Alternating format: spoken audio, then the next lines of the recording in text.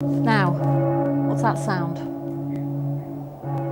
That is the sound of the Liberal Democrats in the East Midlands, or at least it has been for the last few years. The party may be in government in Westminster, but right here in the East Midlands it's been losing power and seats. Well, the party's leader Nick Clegg came to the region ahead of this week's Liberal Democrat conference to raise support. But did it work? Jane Dodge reports. You all hear me?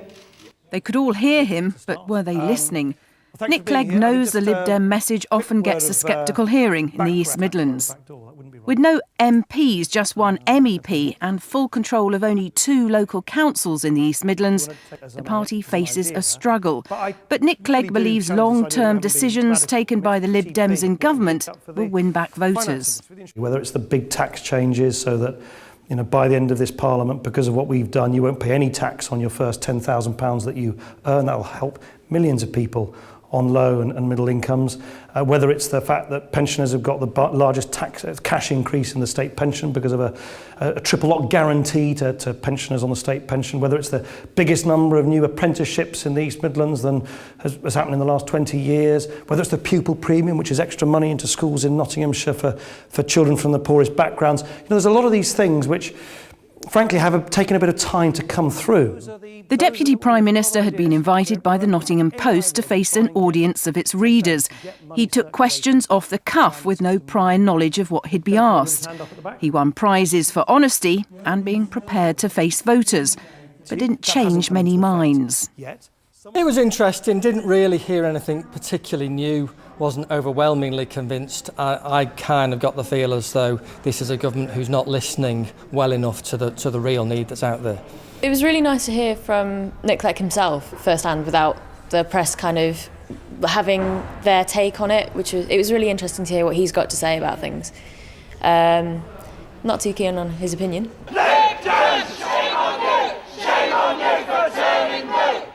There was an even more hostile reception for Nick Clegg at Trent Bridge.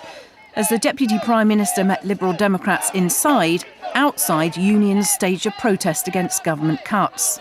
It's very much a broad thing, but it's also to get the message across to Nick Clegg and to his allies that it's about time they stopped backing this government and started to stand up to it.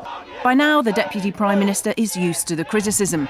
He told Lib Dem activists they still had a strong message to sell to voters. Where people want to criticise Liberal Democrats, we should sort of take it on the chin, but I think we should also hold our heads up high for having stepped up to the plate when the country was really right on the edge of on the brink, if you like, back in 2010, and we've done this painstaking and sometimes unpopular work to start rescuing, repairing and reforming the British economy. We've done other good things, boosting jobs in the green economy, making sure that children from the poorest backgrounds get a better start in life in our schools, giving pensioners a decent state pension. In future, Nick Clegg was once an East Midlands MEP. He knows the party can win here, but he also knows it could take time for Lib Dem fortunes to improve in the region.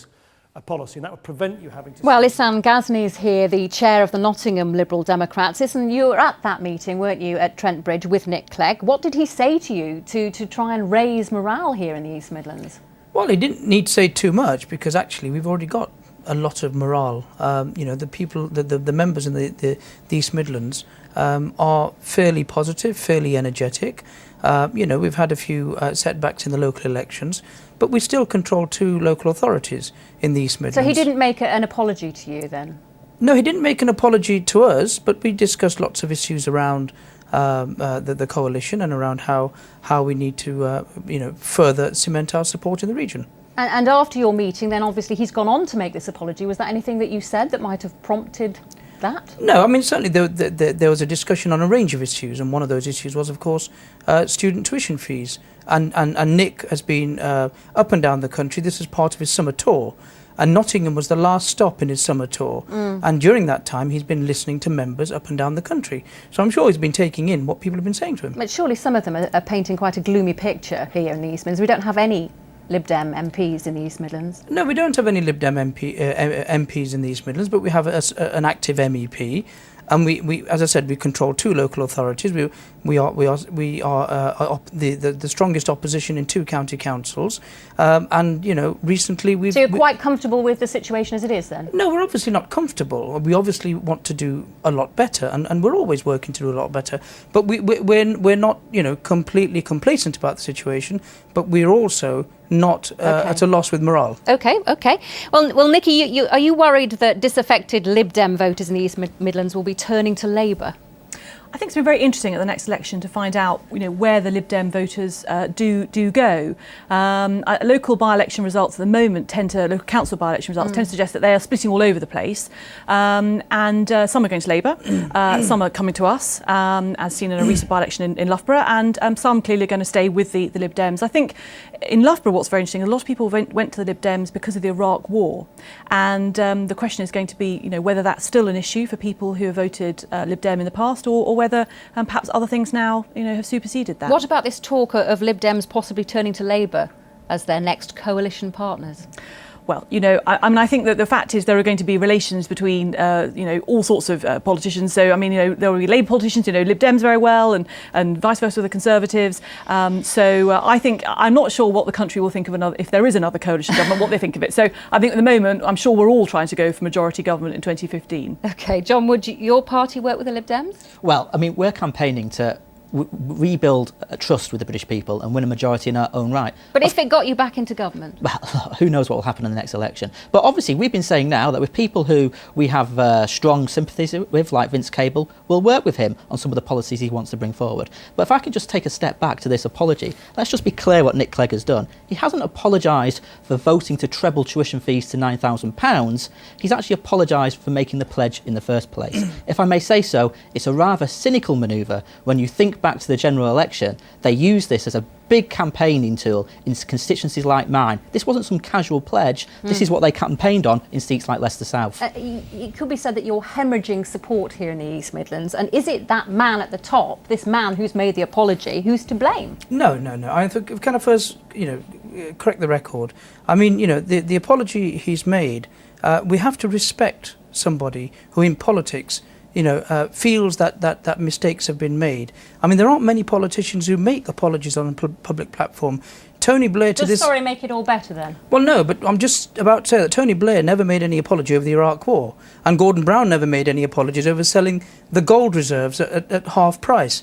And in Leicester, Patricia Hewitt never made any apologies over the £700 million commitment she made to Leicester Hospitals. He's not apologising over tuition fees. It takes a certain level of politician to be able to be... Well, OK, but we've heard that on the doorstep, people are campaigning, and when they go to the doorstep and say Nick Clegg's name, people don't want to... But no, that's not true, because I'm out knocking on doors every week. And when I knock on doors, well, things are getting progressively better.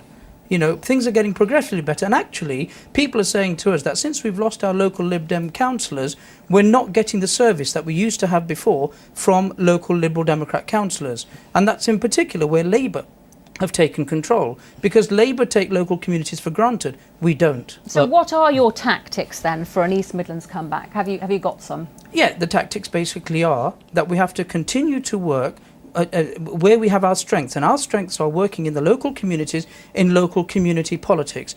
Liberal Democrats on the ground are the strongest when they work with local people, and that's what we intend to do. You're not putting anyone up, though, for police commissioner. Is that part of the plan? If you don't field anybody, you can't lose? No, that's not the issue. The issue is that we feel that local people make a decision, local members make a decision, and members in the East Midlands felt that members in Nottinghamshire, for example, felt that there was no need for us to stand a candidate, and that's the decision. OK. Well, Ihsan Ghazni, thank you very much indeed for joining us in the studio.